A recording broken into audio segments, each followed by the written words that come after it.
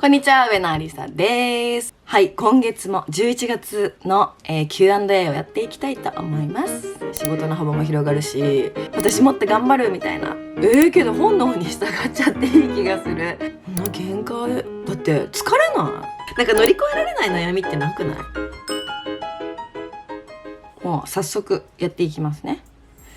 なので30分でタイマーをかけるんだけど、はい、用意スタート。前回はね、葵ちゃんに協力してもらって、葵ちゃんが質問を選んで半分ね、でいろんな場所で答えていくみたいにやったんだけど、意外と好評だったので、また誰か違う人とかにやってもらおうかなって今度思います。毎月のこれ企画なので。はい、一つ目、いつも見てます、ありがとうございます。韓国旅行でやっておくべきことはありますか？あとは一番おすすめのお店や場所など。一番おすすめ、春目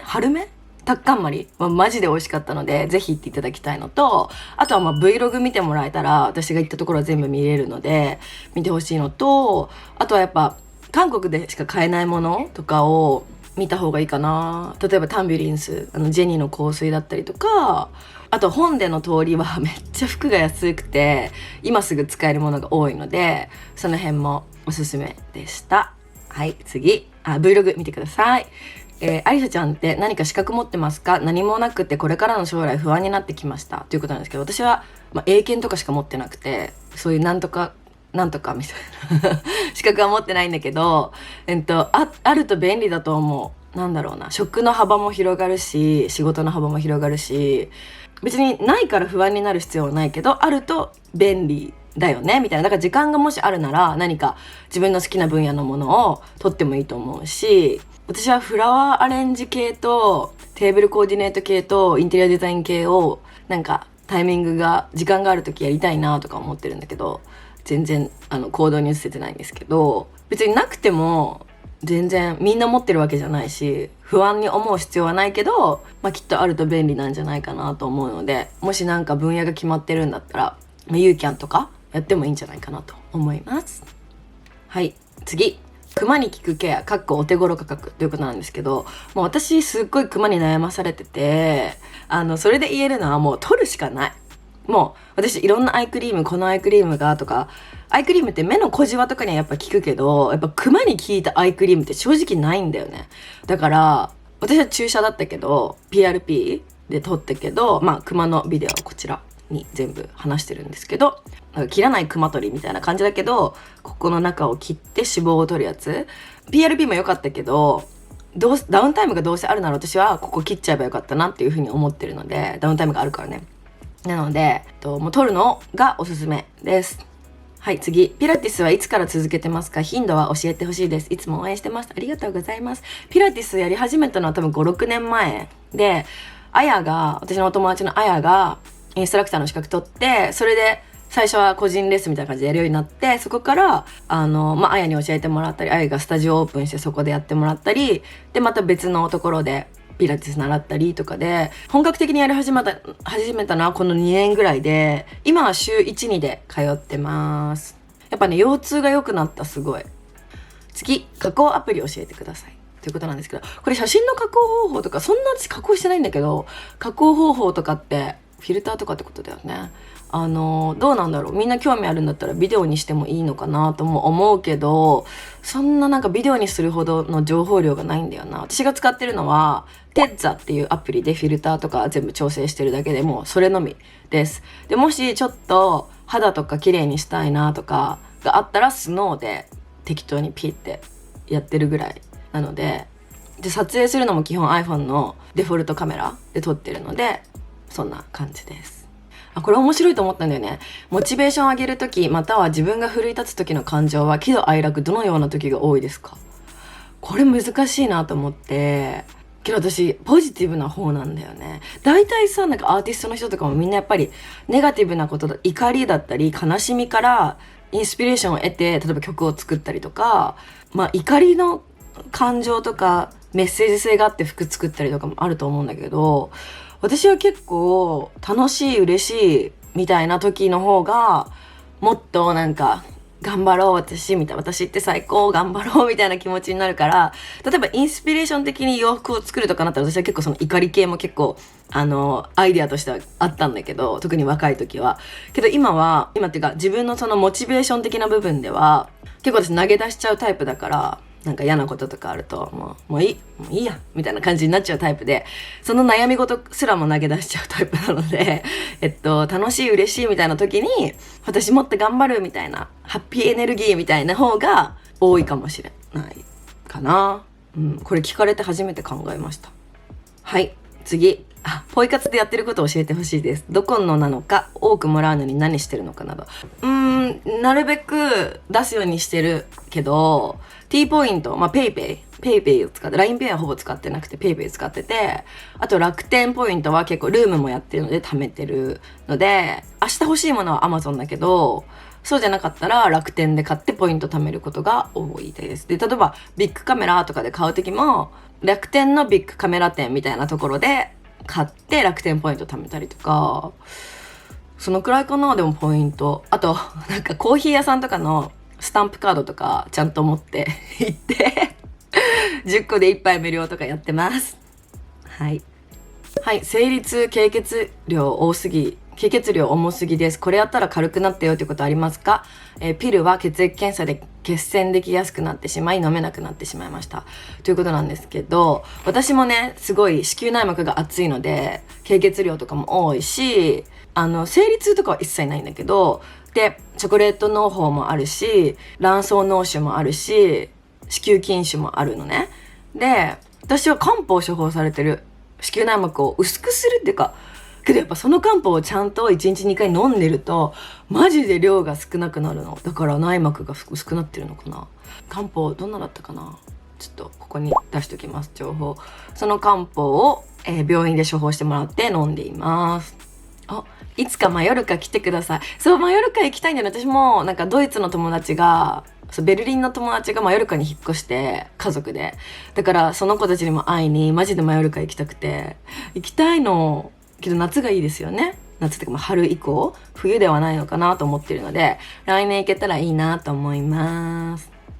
素敵。服が大好きすぎて物欲が止まりません。もう年齢が40後半で服より美容にお金をかけたいですが、アリサさんならどちらを取りますか？一般人なのでやはりどちらもはなかなか難しいです。けどこれはもう一択じゃないですか？服が好きすぎて服より美容にお金をかけたいけど服を買っちゃうのか。けど本能に従っちゃっていい気がする。なんか別に美容にそんなにお金をかけすぎなくても、いろんな美容洋服もだけどいろんなオプションがあるし、シミとかが多かったりちょっと日焼けしてたりとか、そういう人とかがすごい素敵なお洋服とか着てるとそれもかっこいいってなるから、全然なんか服が好きなら服を買っちゃってなんか欲しいものがないタイミングで使えるお金がある時に美容のものを買ったりとかでいいんじゃないでしょうかと思います。はい、アリサさんのプルプル唇のケア方法を教えてください。いつも元気をいただいてます。ありがとうございます。私ですね、この唇は何もしたことがないんです。たまになんかヒアルとか言われるんだけど、いやヒアルだったらここをねこうやってわかんないけど口角上げてるわって思っているんですけれども、そう小学生の時からたらこ唇って結構いじられてて、でも結構ガサガサな時もあるけど、もうリップ依存症だから基本的にずっとリップクリームを、財布忘れてもリップクリームは持ってるぐらい絶対リップクリームを持ってて、でリップクリームもスティックタイプじゃなくってキールズのチューブだったりとか、今はロードヘイリー・ビーバーのロードを使ってて、あれめっちゃいいんだけど、ロードのリップだったりとか、あとはボビー・ブラウンのリップクリームみたいなやつとか、あとこれもいいし、トゥーフェイストのこのリップインジェクションのリップバームもいいし、これちょっとリキッドタイプのリップケアをしてることが多いです。で家ではラネージュのリップスリーピングマスクを常にもう見えるところに置いといて、口がちょっとでも乾いたり、このプルプル感がなくなった時点で乾燥してなくても塗っちゃう感じで、リップケアはしています。いつもレギンスの上に履いてる靴下どこのですか？普通に靴下屋さんの真っ白のルーズソックスみたいなやつか、ナイキの数種入りのやつか、最近ラコステのプレスツアーで結構たくさんもらったのでワニのマークがついてるラコステの靴下の3択です。クリスマスが近づいていますが、いつもマイルズさんへのプレゼントなどはどうしてますか？ YouTube いつも楽しみにしてます。ありがとうございます。クリスマスコーデクリスマスメイク参考にしたいですということなんですけど、私は1年で一番クリスマスが好きなんです。知ってる方も多いと思うんですけれども、マイルズにクリスマスプレゼントはあげない年もあれば、今年9回目か。9回目のクリスマス、あげない年もあればあげる年もあったり、去年はAirPods Pro あげたのか。もう覚えてない。本当にもう覚えてないんだけど、今年のプレゼントとか考えたら、私、誕生日が21日なの。12月。で、25クリスマスじゃん。で、27記念日なの。で、21祝ってもらうじゃん。だから、マイルズがクリスマスプレゼントを用意してることはほぼないかな。って感じ。だから私がちょっとしたもの買ったりとかはあるけど、あんまりなんか、そんなに、マイルズが、4月がお誕生日なんだけど、4月なんて言ってすぐじゃん。だからお誕生日にあげたりしてるかな。あんまりもうやばい、全然思い出せないやでクリスマスコーデクリスマスメイク、多分企画的にもう12月間に合わないかな。どうだろう。もし間に合ったら撮りたいと思います。でも私クリスマスコーデは本当に分かりやすい赤と緑みたいなの着ちゃうタイプな、本当サンタさんが書いてあるようなニットとか着るタイプなので、今もねちょっとクリスマスをイメージして緑と赤にして、こっちも可愛くないですか？クリスマス女なんです私。 LINE 電話が苦手で遠距離恋愛の彼とあまり連絡を取りません。アリサさんはどんな連絡するはしてましたか？うちらもちょいちょいまだ離れたりするけど、最近またマイルズがコロナ明けてっていうか仕事も結構復活してきてるから、普通におはよう、電話かな。でも私が寝るタイミングとかで電話したり、向こうが起きたタイミングとかで電話したり、けど1日 1,2 回でもう最初の頃はめっちゃずっと連絡取ってたけど、今とかは別にお互いの今日の話して終わりみたいな感じで、でも最初は確かにめっちゃ連絡取ってたな。けどなんか慣れちゃう気がする。あと別に絵文字とかも使わない淡白な連絡の取り方だから結構バババババババババって送ったりとか、なんか面白い話があったらすぐ伝えたいから、なんか写真と一緒になんかそういうの送ったりとか、そういう感じの連絡の取り方をしてます。優しい。最近寝れるようになりましたか？アリサちゃん泣いてる YouTube 見ると泣ける。ありがとう。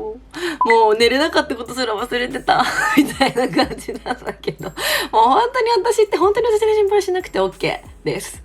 本当に私って1週間経ったらね忘れちゃうんだよね。そう今これ見て何のことだ、思い出した、優しいっていう風に気持ちになったんだけど、そう私寝れる、全然全然寝れるし、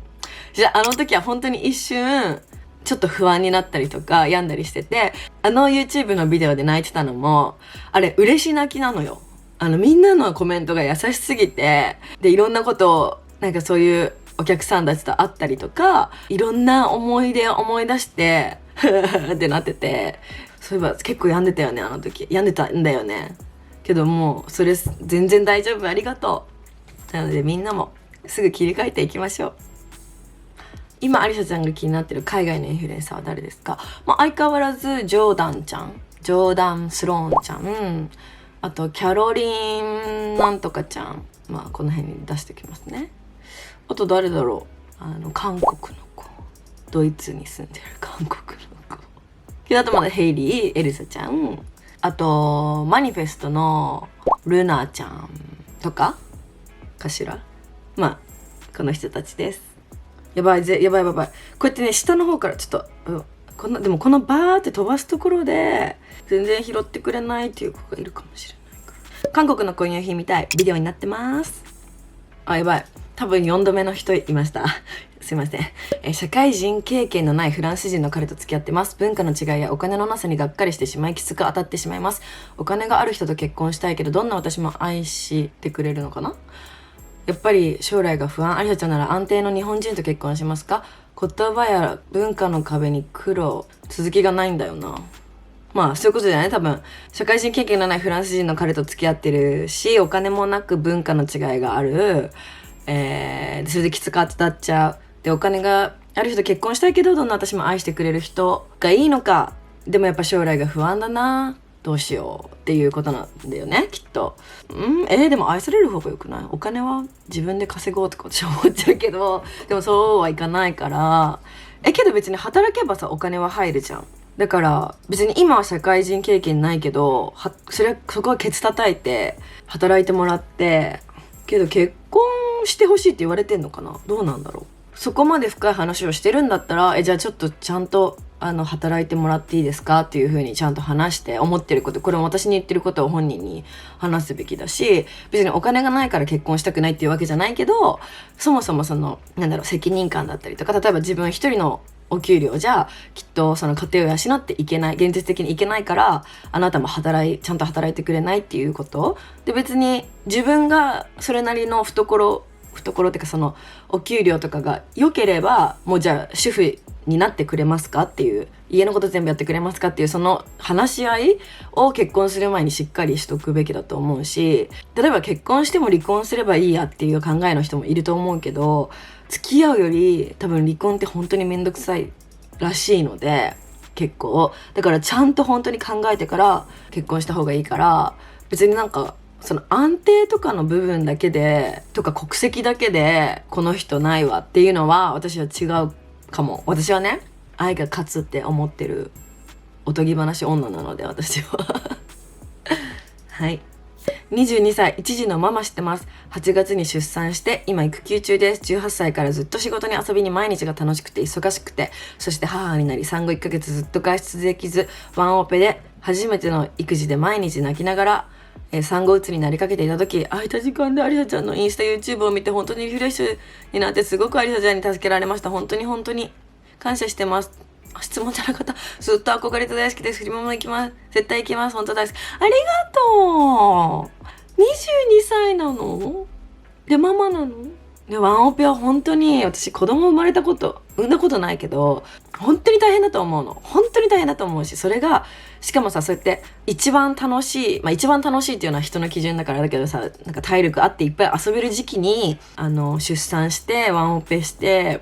そんなさ、疲れてるところで私の YouTube でそう助けられたとか言われると本当に嬉しいし、私もその言葉に本当に助けられます。フリマも来てくれるっていうことなので、このビデオの12月4日なのでフリマが後だから、ぜひぜひ質問で22歳のママですって言ってもらえたらすぐ分かるので言ってください。育児もね大変だと思うけど頑張ってください。はい、あと2分なのであと2問に しようかな。YouTube の編集の仕事したい。どうやってコンタクト取ればいいですか？ということなんですけど、私今チームの方とやってるので、もしご興味あれば、概要欄にね問い合わせ先の E メールアドレスが載ってるので、ちょっと連絡してもらえたらと思います。最近彼と会うと喧嘩ばっかりで将来が不安です。でもこの先もずっと一緒にいたいとも思うんです。アリサさんは彼氏と同棲するべきと思いますか？喧嘩がもっと増えるのではないかと悩んでいます。ということなんですけど、喧嘩は良くないと思います。喧嘩の内容にもよるけど、それはね、人と人、別々で育った人と人が同じ方向を向いて歩こうとしたらぶつかることもあるけど、多発するのはやっぱ違うと思うんだよね。わかんないけど、同棲したら増えると思うよ。それはね。だけどもしかしたらお互い、同性だったらいいんじゃない？お互いに折り合いをつけれるようになって、もしかしたらうまくいくかもしれないし、同棲してみてもし喧嘩が増えるようならやめた方がいいと思う。この先も一緒にいたいって思うけど、喧嘩がプレーみたいになっちゃうこともあると思うし、私はそれって本当に違うなって、もちろん人それぞれだけど私は違うと思ってて、それは私の考えだよ。だけど大好き愛でいっぱいが幸せって私は思うから、そんな喧嘩だって疲れない？喧嘩すごい疲れるし、心も体も疲れることをそんなやってらんないよね、こっちもって感じですごめんなさいね、全然拾えなくてね。最後ちょっとあと2問にするね。寒い冬の乗り切り方聞きたいです。ヒートテックマジでヒートテックがあれば OK。じゃあ最後にしとくね。死にやしないと何事も乗り越えておられますが、マイルズさんがいなかったとしても同じですか？私は彼氏に依存しているので、喧嘩とかしたら全て楽しくなくなります。絶対ないでしょうが、例えばマイルズさんとお別れしたとしても今みたいな気持ちで何事も乗り越えられますか？ということなんですけど、今日マイルズが死んじゃう夢見て本当に悲しい目覚めをしたんですけど、そう、マイルズと付き合う前から私はこの性格だから死にやしないで結構乗り越えられてたし、もし別れてもあがくよ、絶対あがくけど、別れたらやだやだやだ別れたくないってするけど割り切るしかないよね。けどもう夢の話かいって感じなんだけど、今日そのマイルズが死んじゃう夢を見てすっごい悲しくて、なんかむしろ実感がなくて遠距離してるだけみたいな感覚なんだけど、マイルズはもう戻ってこないんだと思って、どうしようどうしようみたいな、すごいそれで病んでる夢だったんだけど、もしマイルズと別れても死にやしない精神ですね、私は本当にそうなんだよね。マイルズと付き合う前からこの性格で、結構何でも死にやしない精神。もちろんマイルズがいることで心の安定だったりとか、もう最終この人と一緒にいれれば私の人生それだけでいいやって思える相手だから、それがあることはすごく私にとっての強みなんだけど、そうじゃなくても、でもそうだね、だから辛いことってことでしょ。マイルズと別れちゃって辛いよね。引きずるだろうけど、まあいつか乗り越えると思うよなんか乗り越えられない悩みってなくない？結局どんなに好きな人がいてもさ、離れたらいつか忘れるし、結構私はそういうタイプですけど、病む時はめっちゃ真剣に病む、こうドーンって病むけど、それを短期スパンでこうずーっとこうやって病むんじゃなくて、ドーンって病んで、そんな綺麗には切り替えられないんですけどね、それは分かってるんですけど、多分死にやしない精神でいけるんじゃない、そこは死にやしないじゃないけど、なんかこれが私の運命だったんだっていう風に受け入れるかもしれないです。はい、そんな感じで今日も、30分間みんなからの、質問にお答えしました。11月編ということでね、次は12月にまたあるので、ぜひぜひインスタグラムのストーリーの方から質問を送っていただけたら嬉しいなと思います。で、質問を送ってくれた皆さん本当にありがとうございます。で、いつもピックできない方本当にごめんなさい。またぜひ送っていただけたら嬉しいなと思います。はい、では最後まで見ていただいてありがとうございました。よかったらチャンネル登録、いいね、コメントお待ちしてます。ではまた次回のビデオでお会いしましょう。バイバーイ。